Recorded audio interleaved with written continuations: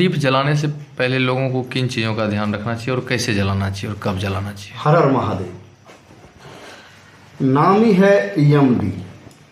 तो यमदीप जलाने के लिए सबसे पहले समय को देखा जाता है और ये कब जलाया जाए इसका निर्धारित पहले से तय है।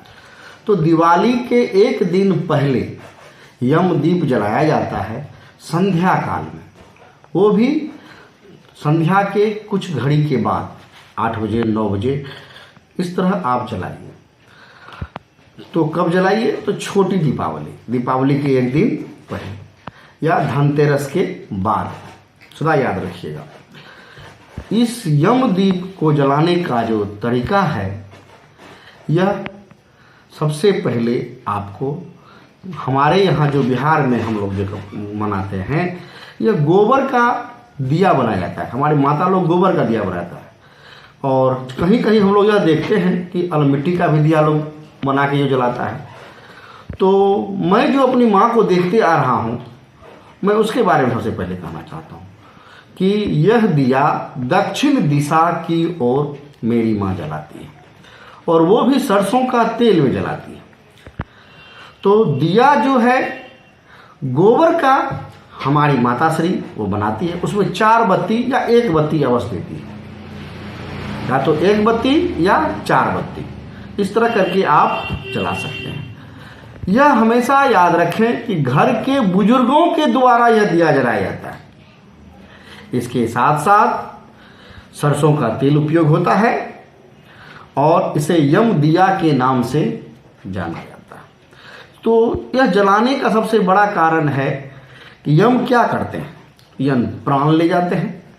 लोगों का जो प्राण के जो मालिक है लेने का, वो यमराज को दिया गया है। तो यमराज से प्रार्थना किया जाता है कि हे प्रभु, मैं आज के दिन आपकी भी आराधना करता हूँ और आप मुझे अकाल कष्ट, अकाल मृत्यु ये सब से बचा कर रखें और मैं प्रत्येक वर्ष इसी तरह आपके नाम से दिया जलाता रहूँगा। इस दिन को नरक चतुर्दशी या यम चतुर्दशी भी कहा जाता है। नरक चतुर्दशी इसलिए कहा जाता है कि यमराज से प्रार्थना करते हैं कि प्रभु, नरक की द्वार मेरे लिए मत खोलना।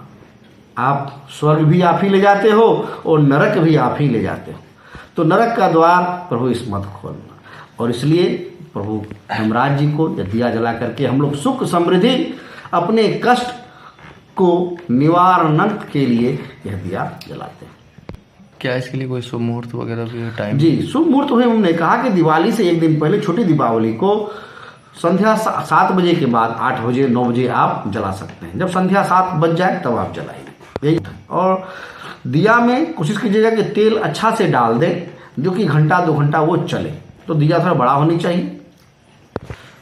और क्या कुछ महत्व है?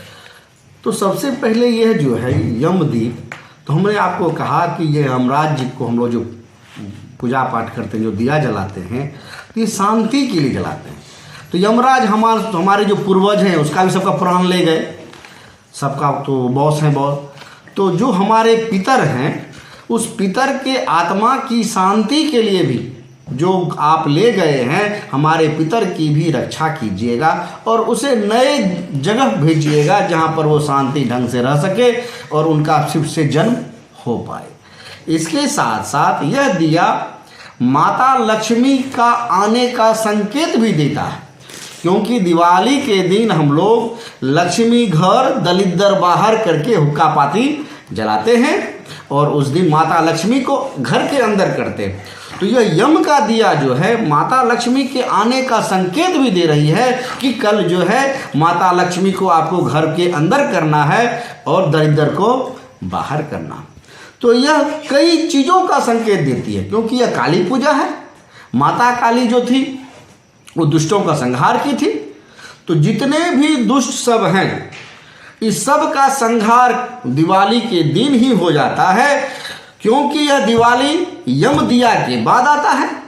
आप इन चीज़ों को ध्यान में होगा कि दिवाली के बाद जितने भी कीड़ा फतिंगा सब है जो कि हमारे सराउंडिंग में रहता है, दिवाली के बाद अपने आप सब चला जाता है, क्योंकि वो कीड़ा फतंगा का जाने का भी एक संकेत है कि यमदीप जब जलेगा, इसके बाद उस यमद्वीप में भी आप देखिएगा कि वहाँ पर कीड़ा फतिंगा सब जाता है और सुबह में आपको हजारों की संख्या में वहाँ पर मरा हुआ मिलेगा कि आज से ये संहार कीड़ा फतिंगा का होना शुरू हो गया, जो यमराज का दीप जल चुका है।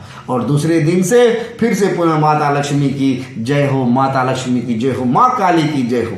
हर हर महादेव। परिचय पंडित मनोत्पल झा, महाराजी हाथा, पूर्णिया।